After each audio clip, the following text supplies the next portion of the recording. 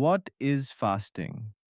Fasting is not just giving up food and water. If that were the case, anyone who skips meals would receive the same reward. True fasting is about controlling your nafs, your desires, your impulses, your ego. From dawn until sunset, we leave even halal things food, water, intimacy not because they are forbidden, but because Allah asked us to. Think about that. You are capable of eating, you are capable of drinking. No one is watching you. Yet you stop purely because Allah sees you. That is sincerity. That is taqwa in action. Fasting teaches us that if we can leave halal for Allah, we can surely leave haram for Him too. Have you ever wondered, is fasting just about staying hungry and thirsty all day? Many people think fasting simply means not eating or drinking from dawn to sunset. But in reality, fasting is much deeper. Fasting is a spiritual training. It is a discipline of the heart. It is a journey that transforms your soul. Today, let's understand what fasting truly means and why it can completely change your life. Why is fasting obligatory?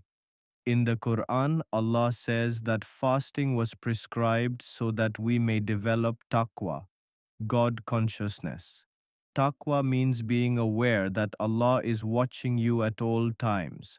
When you are hungry and tired, when you are irritated, when someone argues with you, and you still choose patience, that is taqwa. Fasting builds an inner alarm system in your heart. It reminds you before you speak harshly.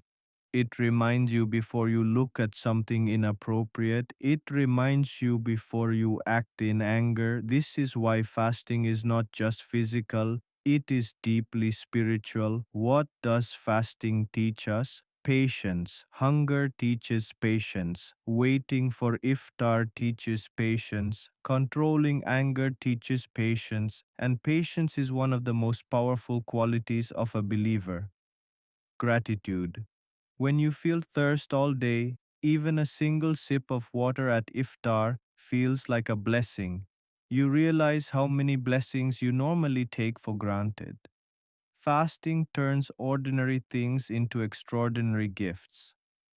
Empathy for the poor.